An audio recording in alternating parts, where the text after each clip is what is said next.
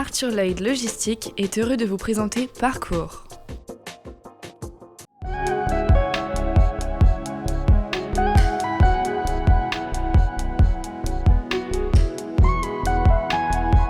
Bonjour à tous, bienvenue sur Supply Chain Village dans l'émission Parcours pour faire ensemble les belles trajectoires professionnelles de l'univers de la supply chain.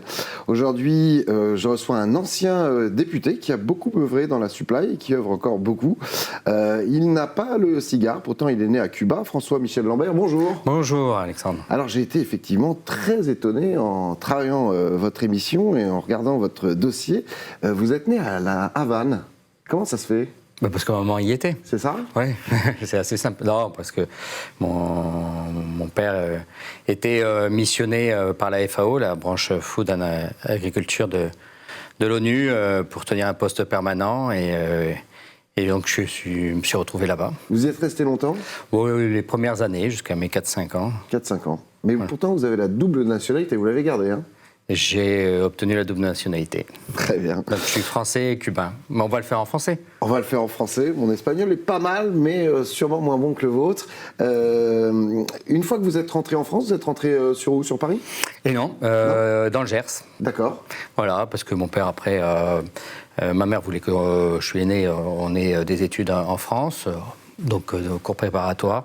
On a commencé dans le Gers. Okay. Parce que mon père a trouvé à accompagner l'exploitation à l'époque d'un grand domaine agricole. D'accord. Et vous y passez votre adolescence dans le Gers ? Non, parce qu'après la vie bouge et je pars avec ma mère, on s'installe à Montpellier. D'accord.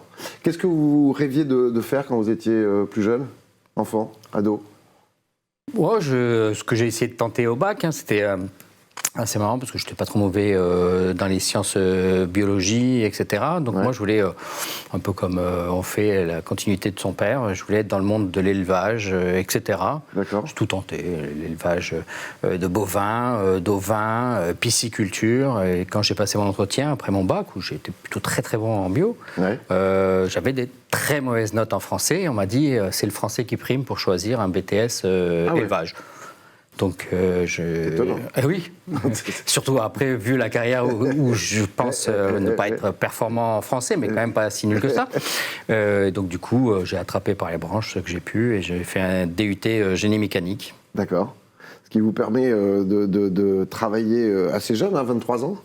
Je sais plus. En 1990 ? Ouais, 24, c'est ça. Ouais. Vous entrez chez Pernod Ricard, belle maison française, en tant que responsable développement, packaging et logistique. Premier métier, du terrain tout de suite ? Oui, alors j'avais une petite spécialisation emballage alimentaire et je rentre dans le groupe tout à la fois pour accompagner la certification assurance qualité ISO 9001 et puis après je passe en méthodo pour accompagner les vues, les délires du marketing qui soit relook une bouteille, un produit, soit invente des produits. Il fallait faire des méthodos de mise en œuvre, le classique, avec une estimation des coûts, des surcoûts, des délais. Et ça pendant quelques années. Donc à la jonction entre la partie industrielle et la partie marketing commercial de Pernod Ricard. Donc très très enrichissant. Parce que je crois qu'au début, c'était 60 produits par an et à la fin, j'en faisais 200 études par an, donc en moyenne une par jour. Donc là aussi, il faut qu'on ait un process de production qui soit assez performant en la matière. Quand vous parlez des délires du service marketing, c'est parce que parfois ça vous amène vers des missions impossibles, comme dirait Tom Cruise. Quand je suis convoqué au sens positif du terme, par ma direction qui me dit, à l'époque, Pernod Ricard était dans la même holding, mais était très concurrentiel sur le marché.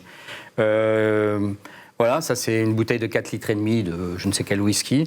Bon, tu as 2 mois pour en produire 1500 avec du pastis 51, car on doit doubler Ricard qui est en train de faire la même chose. D'accord. Et donc, une bouteille de 4,5 litres, tout le monde peut imaginer ce que c'est. Et les process n'existent pas. Et donc, on a tenu le challenge parce que, effectivement, le marketing et les commerciaux savaient qu'on pourrait placer dans les bars principaux de France une seule méga bouteille et le premier arrivé, premier servi. Bien sûr. Voilà. Bon, après, la puissance de la marque Ricard a éjecté la Pastis 51. Mais voilà, c'était ça, c'était ce genre de challenge très intéressant. Vous travaillez chez Pernod Ricard jusqu'à 2004, pendant ces 14 années. Est-ce que la palette de vos missions s'est élargie? Alors, pour aussi les territoires, puisque j'ai commencé dans les caves bière, les caves du vin doux, d'apéritif à base de vin, pardon, qui est situé à côté de Perpignan, à Thuir. Qui était le beer, c'était plus que le Ricard encore aujourd'hui. C'était vraiment la boisson des années 20. 40 millions de litres se vendaient. C'était une hyperpuissance. Je suis muté à Paris, à Créteil, dans la pyramide inversée, pour ceux qui connaissent. Aujourd'hui, je crois que c'est De Richebourg qui a repris le site. Et puis, il faut des évolutions. Et c'est là que je rentre pleinement en logistique, puisque je deviens responsable de la plateforme Pernod Sud, qui est à Marseille. Donc, je suis muté à Marseille. Donc, Perpignan, Paris, Marseille. Est-ce qu'il y avait déjà, à l'époque, des prémices d'une envie de vous lancer dans la politique? Et est-ce que, finalement, Pernod Ricard est un cocon à homme politique? Je crois que c'est Charles Pasqua qui était chez Pernod Ricard, non? Charles Pasqua, Christian Estrosi. Ah oui, vous voyez. Qui était le pilote de la moto Pernod, notamment, et d'autres, beaucoup d'autres. Non, c'est très ancien, ça remonte à l'adolescence, l'engagement dans les années 90, 92, après le sommet de Rio. Et j'étais avec Noël Mamère et Jean-Louis Borloo. Donc quand on dit ça, certains disent, mais ça doit être, c'est des gens qui sont à la retraite. Oui, à l'époque.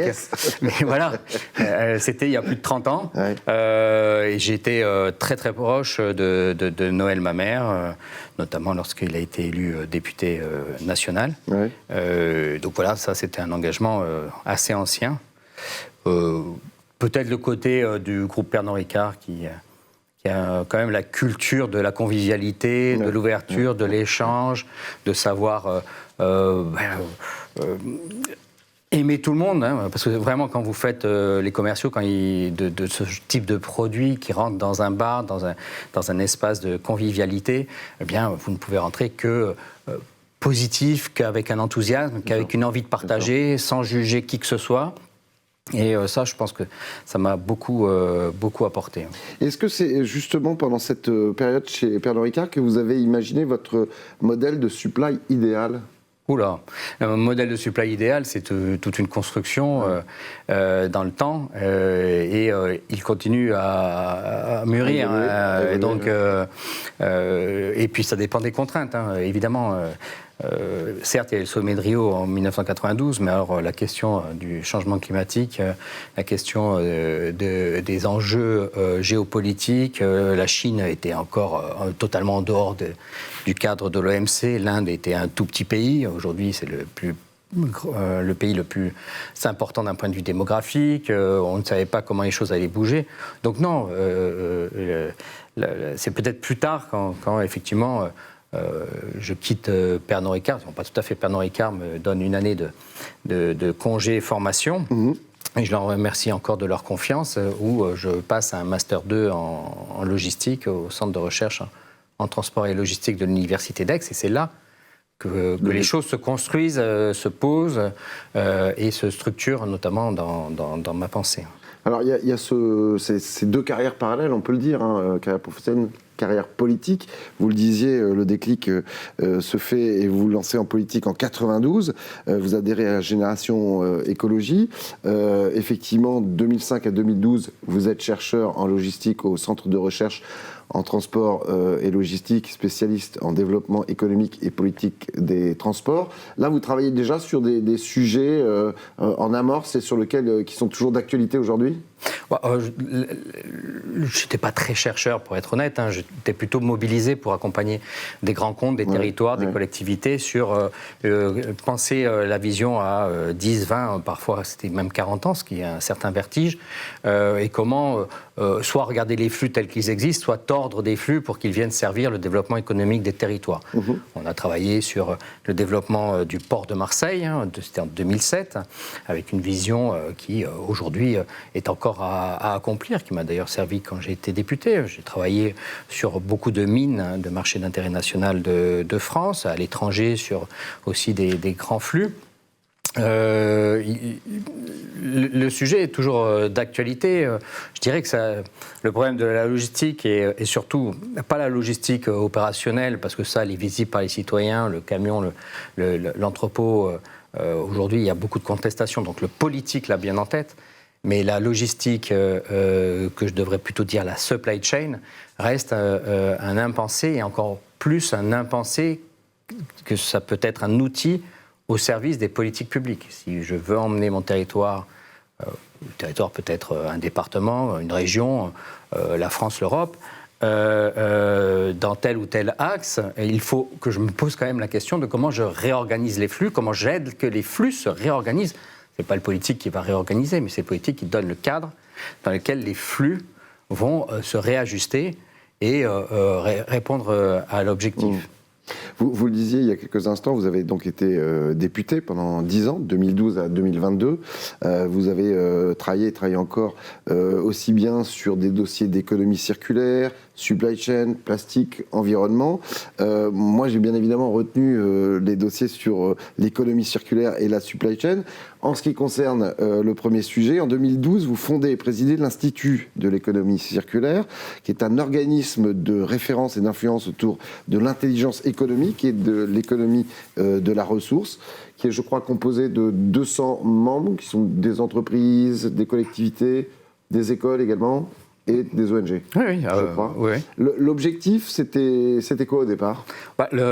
Dès août 2012, je déclare que l'économie circulaire, c'est un sujet dont je veux me saisir, parce que j'avais vu que dans les territoires, notamment à travers l'écologie industrielle et territoriale, l'EIT, il y avait à structurer cette pensée. Donc, je fonde cet institut pour incarner l'économie circulaire déjà dans le débat public. Et j'ai cette petite fierté de dire que quand vous tapez économie circulaire sur le Google Trend, on voit qu'il y a une rupture le jour du lancement de l'Institut national de l'économie circulaire en février 2013. Le mot économie circulaire décolle et depuis il est très très pris et repris dans des recherches de Google. Ça permet de rassembler au-delà de toute conviction politique, puisque j'étais notamment avec Chantal Joanneau, que je connais depuis un temps assez lointain, pour poser un équilibre politique avec des entreprises, des ONG, des collectivités, un espace de dialogue.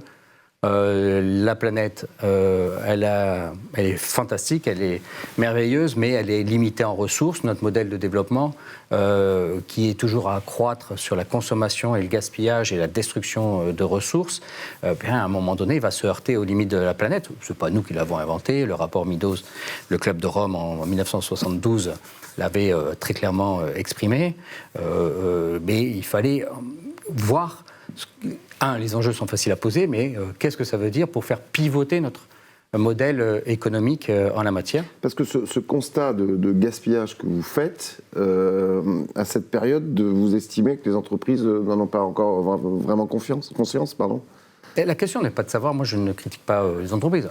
Certaines, je pourrais dire, vous allez dans le mur et bonne chance, ouais. Ciao Kodak, si vous voyez ce que je veux dire. Mais beaucoup ne veulent pas aller par là. Mais si le cadre du marché, c'est bien le politique qui parle, si le cadre dans lequel s'inscrit l'entreprise, le développement économique, le développement de nos territoires, reste focalisé sur de la performance, avec du gaspillage de ressources, l'entreprise qui cherche à sortir de ce modèle, elle va avoir un retour négatif en termes de performance économique. Et elle peut disparaître, paradoxalement. Donc c'est bien aux politiques qui doivent changer le cadre. Et c'est ce qu'on commence à voir entre des réglementations spécifiques, des fiscalités, la taxe carbone qui va s'imposer, des différents enjeux, les incitations que le politique peut faire, les achats publics qui seraient orientés vers de l'économie circulaire, ce que nous avons pu faire.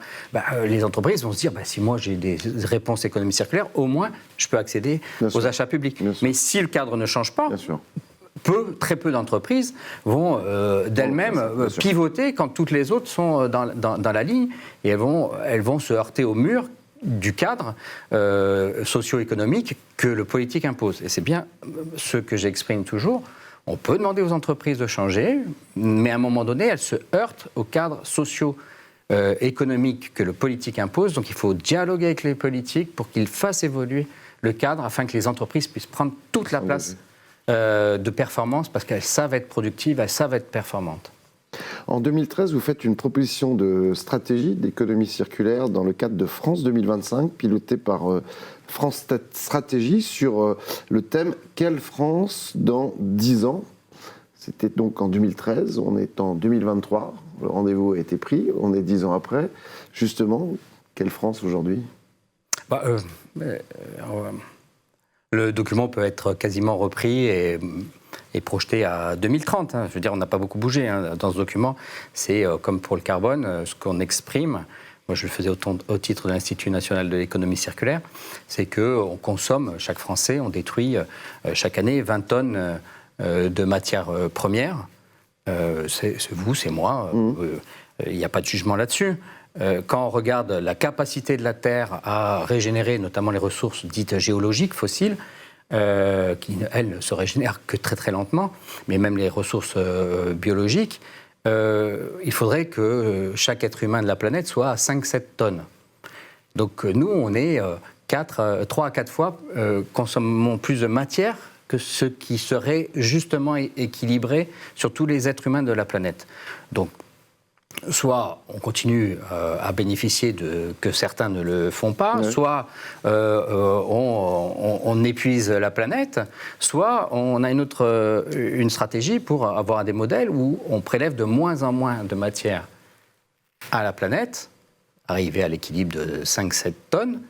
Et c'est ce que nous avions dit avec une loi d'orientation. Donc, c'est des lois qui portent sur un cycle de 5 ans, qui disent voilà comment la France va bouger sur 5 ans, quels objectifs nous nous donnons, quelles transformations nous mettons en œuvre.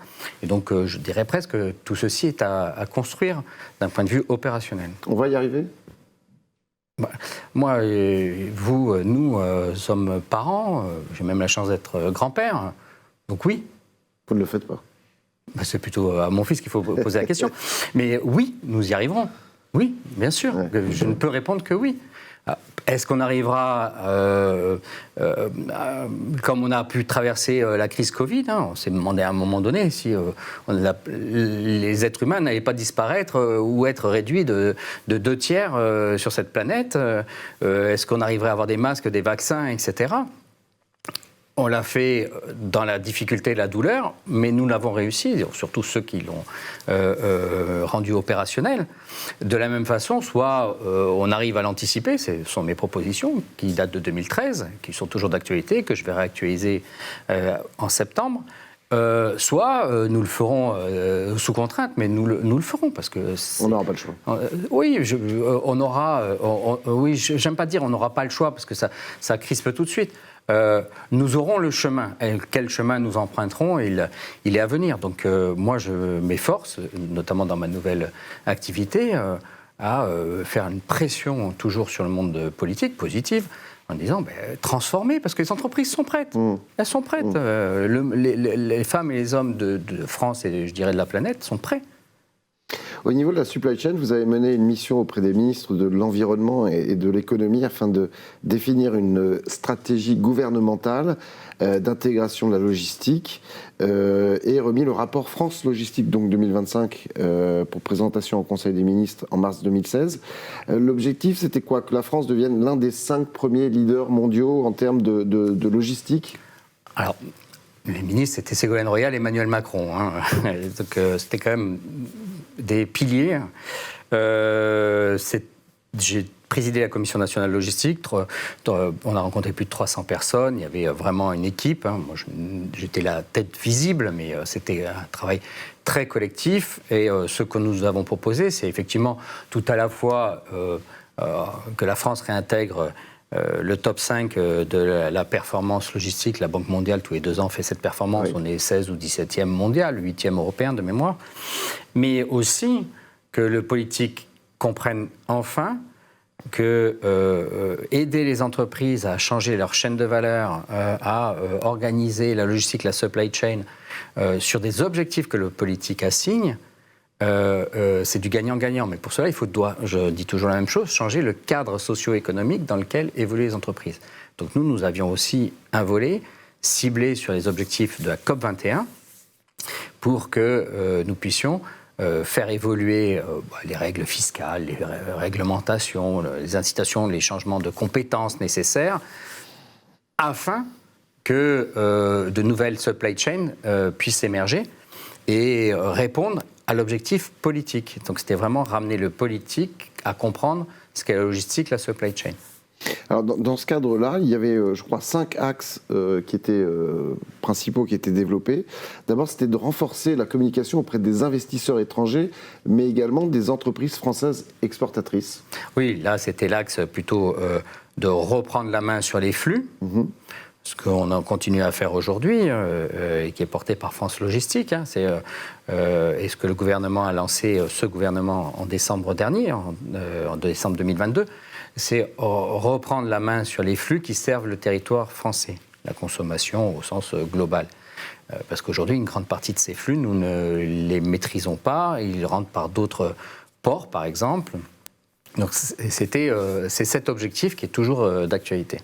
Deuxième axe, c'était le terrain. Il faut une amélioration de la fluidité des portes d'entrée portuaires et aéroportuaires du territoire. Là, c'est effectivement, si vous voulez qu'il y ait de la performance, il ne faut pas qu'il y ait de friction, c'est un grand classique. Donc en supply chain, en logistique, la performance, elle est notamment liée à la diminution des frictions. Alors, les frictions, elles sont de tout ordre, et notamment les frictions que le cadre toujours socio-économique qu'impose le politique sont des contraintes. Et donc, il faut que le politique, c'est ce que nous avions fait, se penche sur les points de friction et soit il estime qu'ils doivent rester pour des contrôles, notamment depuis malheureusement les attentats, il y a des règles qui se sont imposées de nouveau, mais par ailleurs on peut en lever certaines, c'est ça aussi l'enjeu. Le troisième point, c'était la consolidation des réseaux d'infrastructures européens. Oui, alors tout à la fois le flux physique et le flux d'informations.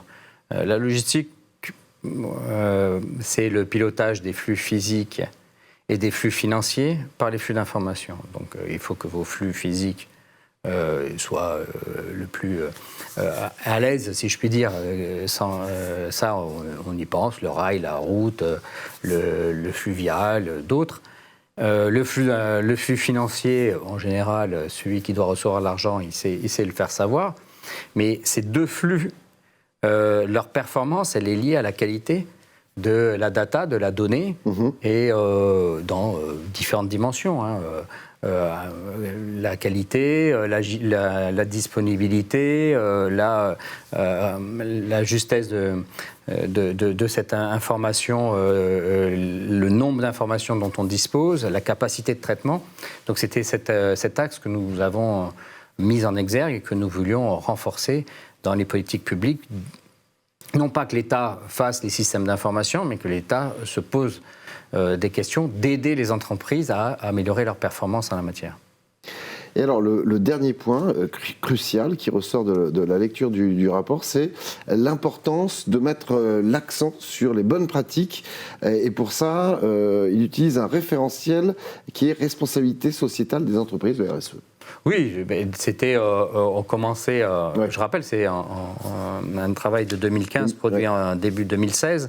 Aujourd'hui, il nécessiterait d'être repensé, notamment avec tout ce que nous avons eu depuis lors, la crise Covid, la guerre en Ukraine, les tensions géopolitiques, la question des limites planétaires, les exigences écologique, environnementale, la réindustrialisation, ça c'est un enjeu majeur. Tous ces éléments, et d'autres que j'oublie, nécessitent d'aider à cette transformation. Et quelqu'un qui a une carrière dans le monde de la logistique supply chain verra peut-être plus que dans d'autres milieux industriels les transformations profondes même de la pensée. C'est-à-dire il faut continuer à avancer sans cesse, et c'est ce qui m'excite aussi beaucoup dans la supply chain. Est-ce que vous pensez que justement la France va retrouver ce top 5 de la chaîne logistique ? Est-ce qu'on est en bonne voie ? Je ne pense pas, mais aujourd'hui je travaille avec le cabinet Sitwell. Nous allons présenter au SITL fin mars la supply chain circulaire. J'ai rapproché les deux, l'économie circulaire et la pensée supply chain. Si on est sur une performance, comme j'ai dit tout à l'heure, de tenir 5 à 7 tonnes de matière détruite par an et par Français, c'est-à-dire divisé par 3 ou 4, d'ici 2050, c'est un tout autre modèle. Et donc nous allons présenter la première étude à minima européenne, peut-être existe sur d'autres continents, plus d'un an de travaux, d'interviews sur qu'est-ce que c'est qu'une supply chain circulaire. Et ce n'est absolument pas la continuité de la supply chain linéaire. Parce que la supply chain linéaire, ce n'est pas la même finalité. On a un stock soi-disant inépuisable et on peut jeter dans un trou au milieu, on crée un peu de valeur. La supply chain circulaire, c'est celle qui va travailler sur le stock déjà disponible. C'est celle qui met la ressource au centre. C'est celle qui doit arbitrer en permanence de l'usage de la ressource. Est-ce qu'à l'instant T, cette ressource, elle est en bon usage ? Est-ce que je dois la réallouer par ailleurs ? Qu'est-ce que je dois imaginer de son usage futur ? Et donc, c'est un tout autre pilotage qui est nécessaire. Et donc, c'est le vrai enjeu. Et je dirais presque, même si je l'ai écrit en 2015-2016 en tant que président de la Commission nationale logistique, la question n'est plus d'être dans le top 5 de la Banque mondiale, parce que ça, c'était dans un autre cadre de mondialisation. La question aujourd'hui est qu'est-ce que nous mettons comme supply chain en œuvre pour servir les objectifs politiques, qui est de la réindustrialisation, de la reterritorialisation, qui est d'être moins dépendant des autres pays, d'être plus résilient et d'agilité. Et ça, c'est la supply chain circulaire. François-Michel, est-ce que vous avez encore envie de refaire de la politique ? J'en fais tous les jours, la politique. Vous représentez comme député ? Non, je pense que pour mille et une raisons, et notamment celle d'être plus performant dans les objectifs et les compétences, certains pourraient dire expertise, que de rester dans un champ assez étroit pour un politique, mais extrêmement large pour le monde professionnel, donc économie circulaire, transformation écologique, pensée supply chain. Voilà, moi je reste dans ce champ-là et je peux pousser plus loin. Par contre, je suis en contact permanent avec les politiques parce que comme il faut les nourrir au sens positif du terme, ils sont très avides de comprendre, surtout qu'ils ont la responsabilité de transformer notre pays. Et donc je fais de la politique. Être en responsabilité politique avec un mandat, eh bien c'est un 360 de la vie des citoyens sur lesquels il faut se mobiliser. Et ça vous réduit le temps sur votre champ d'expertise. Donc j'ai eu la chance d'être député 10 ans. Aujourd'hui, c'est une force pour revenir sur la performance dans la transformation écologique. Vous avez des regrets sur votre carrière ? Si, un seul, c'est que le temps passe extrêmement vite, puisque là, je commence à calculer presque mes trimestres. Cette saison. Et je ne sais pas quel est le point d'atterrissage, mais ça, on verra bien. Par contre, oui, de ne pas avoir pris conscience que le temps glisse très vite et de ne pas avoir appuyé beaucoup plus fort à certains moments sur ces sujets. D'ailleurs, notamment quand j'étais député, parce que vous devez répondre à toutes les sollicitations qui vous sont demandées, sur lesquelles vous devez avancer. Vous restreignez la performance. Et moi, comme je l'ai dit, aujourd'hui, je veux être dans un champ qui est très large, mais pas à 360, pour de la performance sur la transformation écologique, par une approche économie circulaire et par la pensée supply chain. Merci infiniment. Merci beaucoup, Alexandre. D'être venu sur le plateau de Supply Chain Village. On se retrouve très vite pour un nouveau numéro de Parcours. En attendant, prenez soin de vous. Ciao.